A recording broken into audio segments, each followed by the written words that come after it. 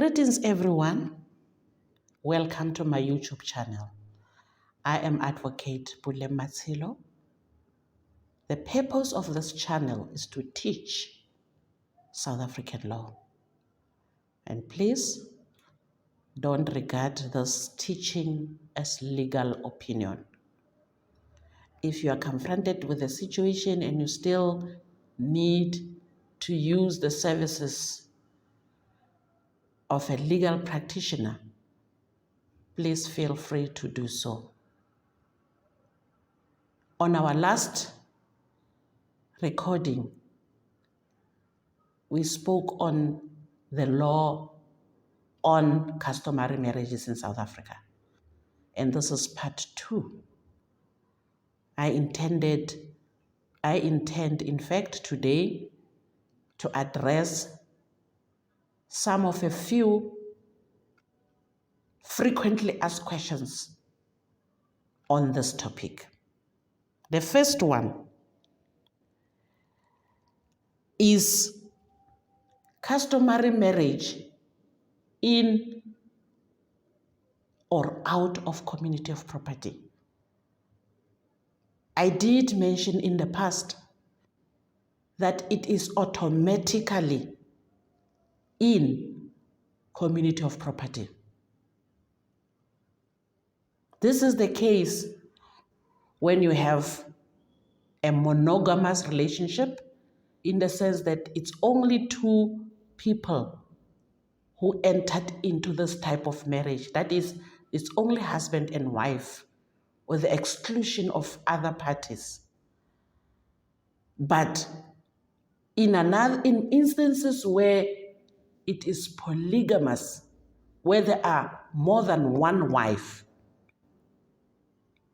the situation will change.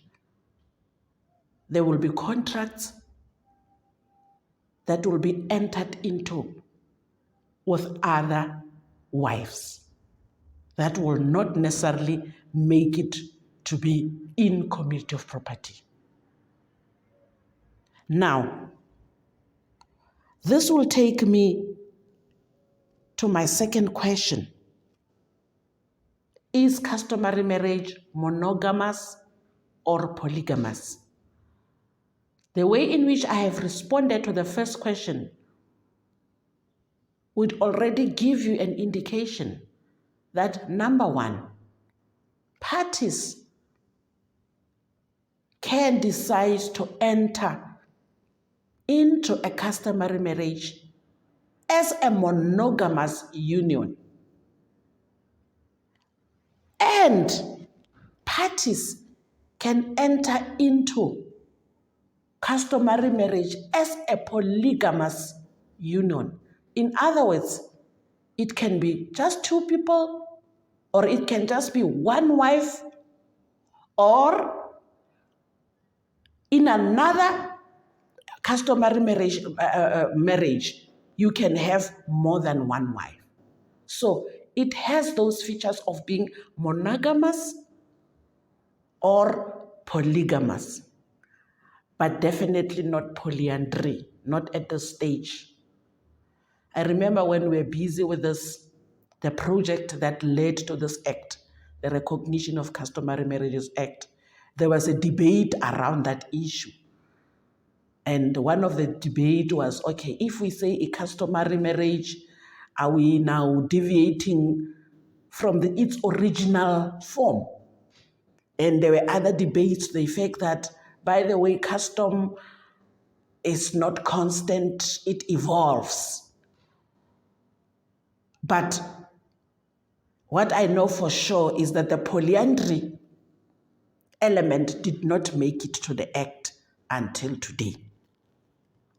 Thirdly, does customary law marriage has a certificate? The answer is yes. And how does this happen? It will take me to my next question. Are customary marriages registered, or should they be registered? The answer is yes.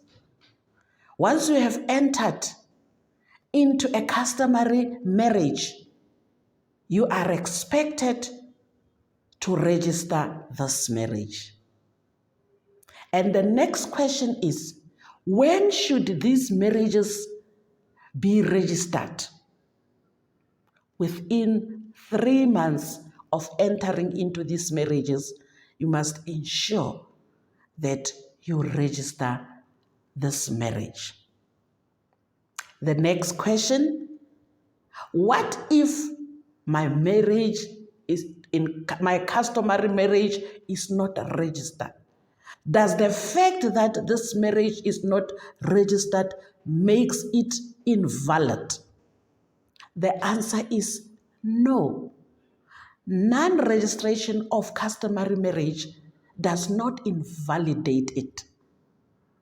So even if this marriage is not registered, it will still be recognized by a court of law. However, my honest view, I don't want to say my advice because I'm not giving legal advice.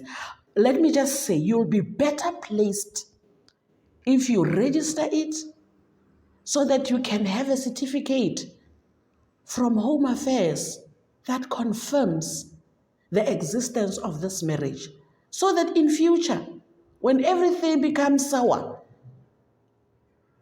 or when there is a need to prove something for whatever reason, you will have easy documentary evidence.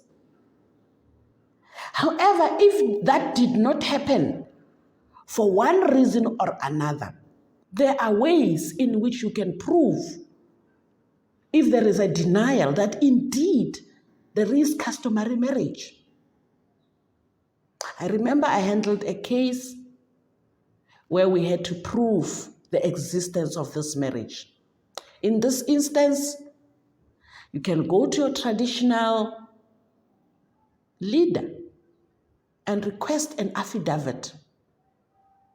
In some instances, when Lobola is paid, there are traditional leaders, I don't know if it's all, who would issue some kind of a receipt, for lack of a better word, as proof that Lobola from this family was paid to this family. Another way of proving it, it's by affidavits, requesting for affidavits from people who were part of the Lobola negotiations. Now, the other question that usually crops up is, should Lobola be fully paid for us to say there was customary marriage? No, there is no need for Lobola to be fully paid, even if it's paid partially. Because we know that there are some instances where the man or his family is not able to pay the entire Lobola. They will continue to stay together as husband and wife, even if Lobola was not completed. There are instances where we've even heard that the father, if it happens that his firstborn daughter gets married before he completes his own Lobola to his wife, he would now utilize his daughter's Lobola to finish the payment of that Lobola. So even if the Lobola is not paid in full, it does not mean that this third requirement that we spoke about last time of Lobola as one of Lobola as one of your essentials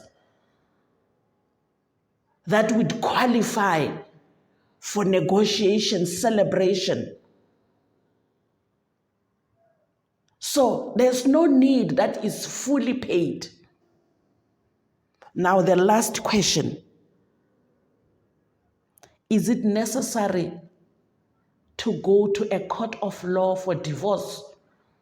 Probably the first question should be, when I want to terminate customary marriage, what do I do? The answer is, you file for divorce. Now, this is something that is not found in the cultural aspect of customary marriage. It was done somehow before, where there will be a return of Lobola and so on and so forth. I don't want to go to those nitty-gritties. But all what I need to mention is that in terms of the act, the only way of terminating customary marriage is by way of divorce, you have to approach a high court. You have to go through the same process that people who are involved in a civil union go through when they divorce. It's exactly the same process. The only thing is that in your summons, it will be mentioned that you were married by way of custom in that, and then they will explain why they say so. And once the court is established, they will even attach documentary proof if it's necessary.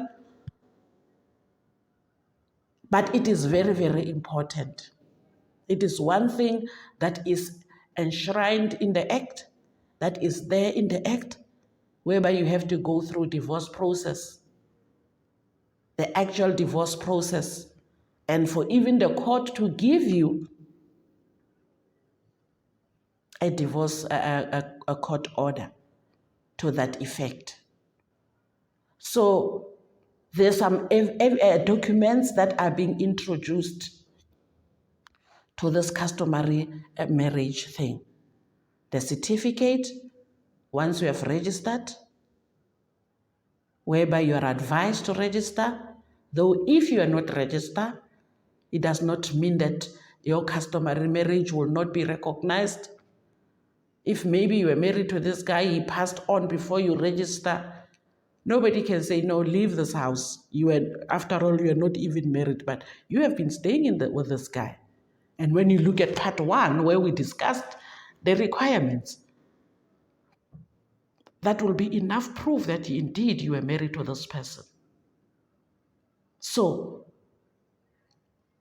customary marriage, probably, let me ask another question, though I said that one will be the last question. What are the rights of women? One of the main things that I can tell you is that this act and the recognition of customary marriage protects the rights of the vulnerable, protects the rights of women, protects the rights of children. And that is why it is even important that the divorce must be conducted in a court of law to protect who? To protect the children, to protect the woman, to protect the vulnerable, to protect everybody else. Not to say the men will not be protected, but we know that in these unions there are power relations. So to protect everybody else, including the vulnerable, they will be protected. Once there's a court of order, the court of law to see to it, if there's a need for maintenance order to be issued, it will be issued. If there's a need for division of the estate, proper division of estate, not for a woman to be told, no, you're going back to your father's house after she's been part of this relationship for so many years. So it's to cater for things like that. So this is as far as I will go today regarding this topic. I will check if it will be necessary for me to take it to part 3 to address other outstanding issues. But for now, I will stop here. Once again, thank you very much for listening to my video. Please comment, please share the video, especially for those of you, if you are a leader, share with people that you lead. Comment, share, subscribe, and finally, press the notification button so that when we upload our next video, you are notified. Thank you very much. God bless you.